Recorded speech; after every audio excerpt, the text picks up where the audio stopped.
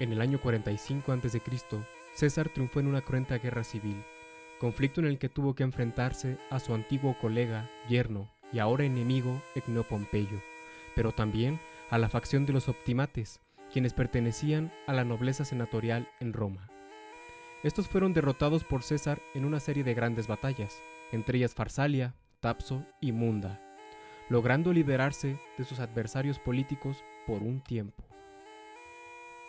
Después de estos acontecimientos, César acumuló en sus manos un poder prácticamente absoluto, pues al terminar la guerra civil, los senadores complacientes y atemorizados lo habían colmado de honores y le habían otorgado el título de dictador perpetuo. Además, se le nombró Parens Patriae, padre del país, título que el gran escritor Cicerón ya había recibido cuando desenmascaró la conjuración de Catilina. También recibió el título de vitalicio imperator, esto es, de comandante victorioso. Otros honores que recibió fue que se le dio permiso para sentarse con los tribunos de la plebe en el teatro.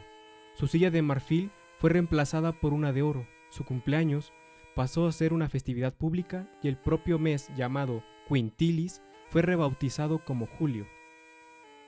También fue el primer romano cuya efigie se reprodujo en las monedas acuñadas durante su vida.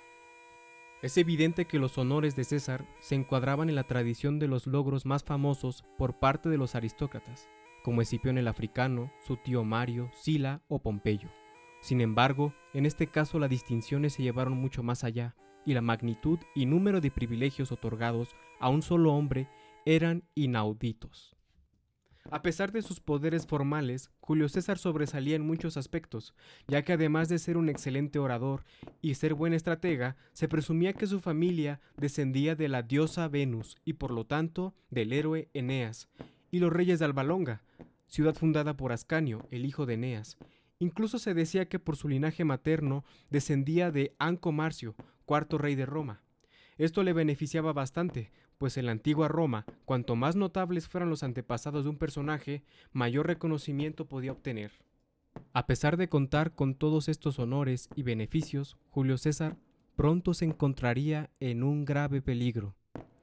Pues a todo esto se sumaban algunos actos confusos, alarmantes y que contribuyeron a infundir en muchos la idea de que César quería reinar y encaminar a Roma hacia un tipo de opresión como nunca antes había visto. Porque lo cierto es que nunca antes, ni siquiera en tiempos de Sila, un hombre había acumulado tanto poder en la República Romana.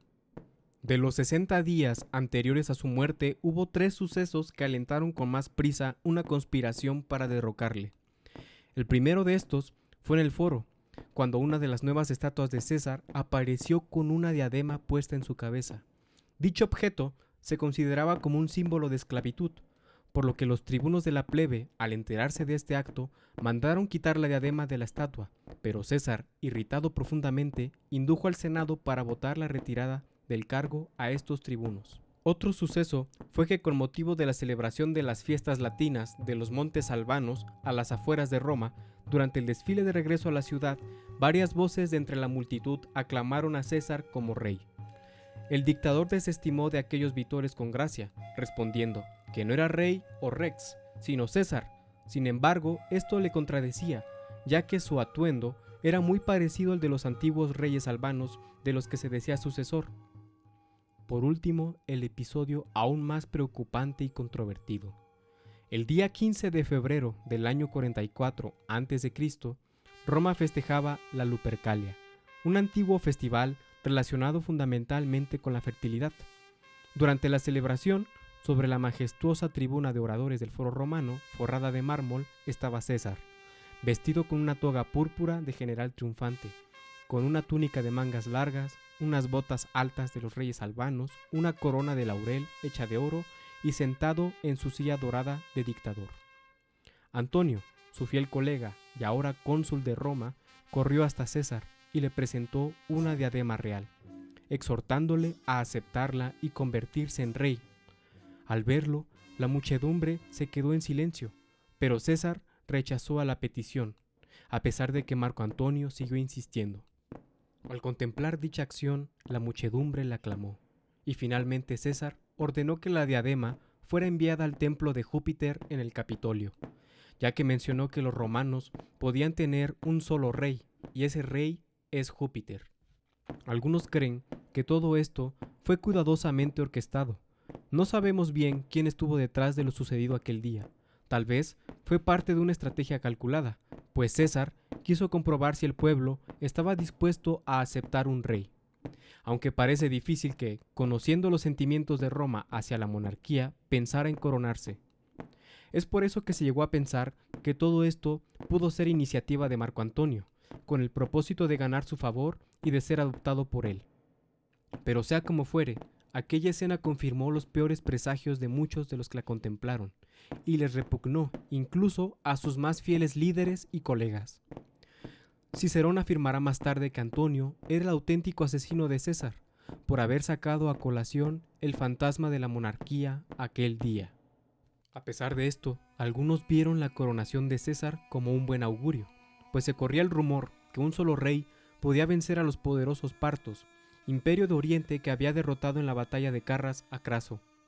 Esto coincidía con los planes de Julio César, pues tenía la intención de emprender una campaña contra los partos. César saldría el 18 de marzo para emprender dicha travesía, por lo cual los conspiradores empezaron a actuar con rapidez, pues sabían que César estaría ausente varios años y que si regresaba victorioso, tal vez sería imposible detenerle. Sabemos que en la conspiración de César estuvieron involucrados como mínimo entre 60 senadores, que era el 7% de la Cámara en ese momento. La mayoría de los conspiradores habían sido cesarianos durante la Guerra Civil y unos cuantos habían ocupado un alto rango. El escritor Suetonio y entre otras fuentes citan como cabecillas de la conspiración a Cayo Casio Longino, quien luchó en el bando de Pompeyo como prefecto de su flota, y tras la victoria cesariana en Farsalia, fue perdonado por el vencedor. Aunque depuso las armas, Casio siguió conspirando contra Julio César. El otro cabecilla de la Genjunia era Marco Junio Bruto, quien no era cualquier persona dentro de la política, pues su familia descendía del mismísimo Lucio Junio Bruto, el hombre que expulsó al último rey de Roma, y por tanto el fundador de la República Romana. Otro familiar importante que tenía era Catón, uno de los principales adversarios de César y el que prefirió sacarse las entrañas antes que pedir clemencia al nuevo dictador. En las fuentes también se menciona que Servilia, la mamá de Bruto, tenía un romance con César. El escritor Plutarco decía que estaba loca por él. Incluso se llegó a hacer el rumor de que Bruto era hijo de César, algo improbable si tenemos en cuenta que César tenía entre 15 y 16 años cuando Bruto nació. Desde luego, Bruto no podía estar contento con esta relación conocida ya por toda Roma, ni con el rumor de que era hijo de un dictador. Aunque algunos investigadores apuntan a que Bruto no actuó por celos o rumores, sino que fue estimulado por el papel que su familia había tomado al terminar con la monarquía en Roma. El orgullo familiar también le animó a actuar, reforzado por su creciente admiración hacia su tío Catón. Entre todos los miembros de la conspiración, él era el que tenía mejor reputación, al menos entre la élite romana.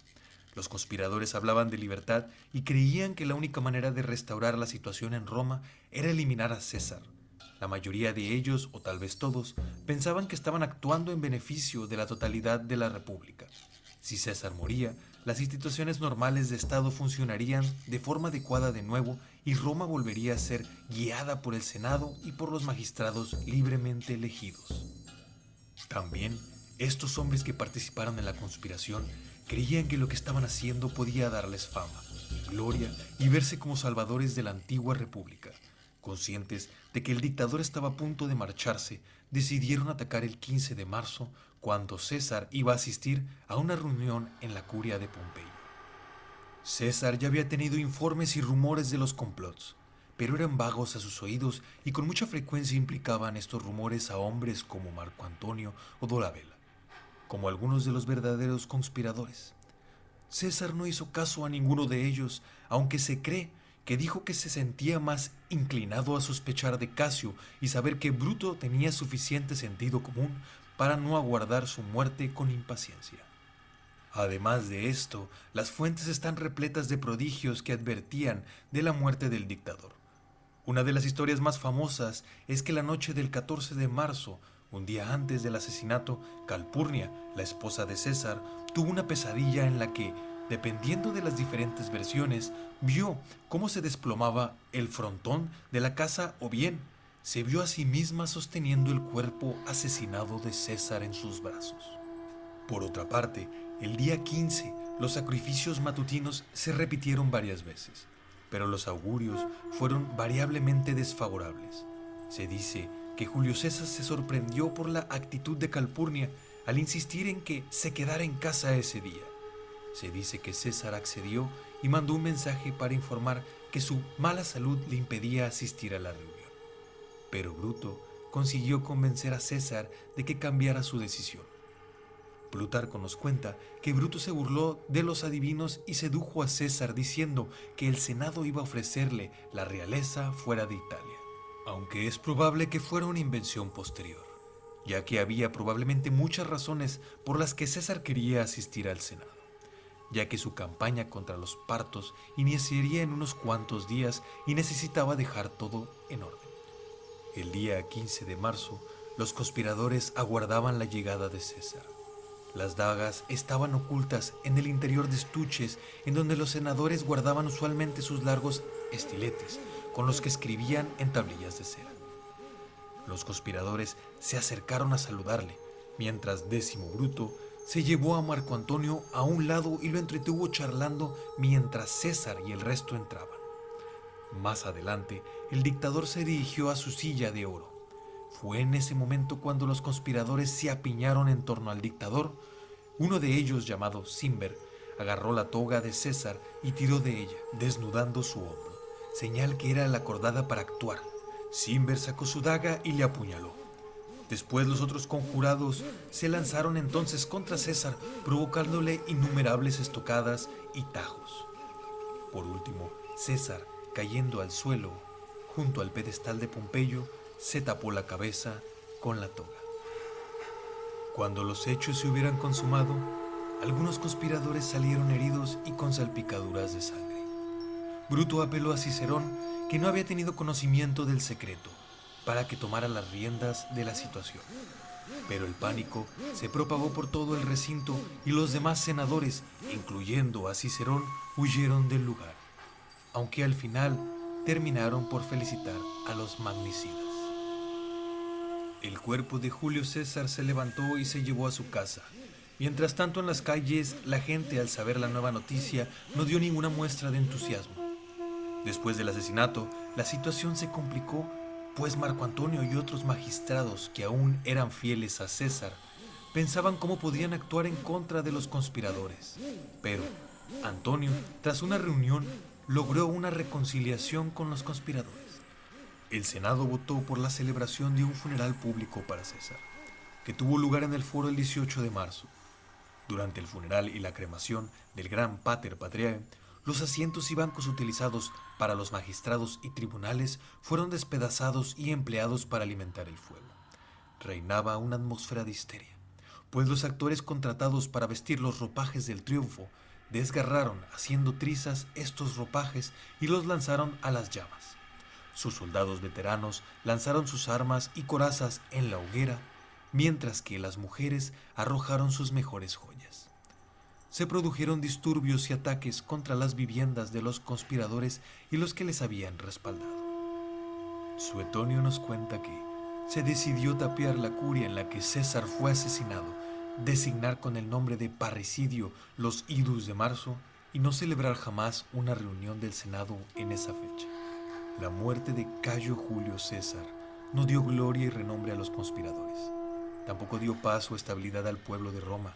Fue una catástrofe y provocó de nuevo una guerra civil que duraría 13 años. Pero eso es otra historia para otro video. Esperamos que hayan disfrutado de este video. No olviden darle like y suscribirse, además de seguirnos en nuestras redes sociales, Instagram y Facebook, como Magna Historia y Mitología. Nos vemos en el próximo video.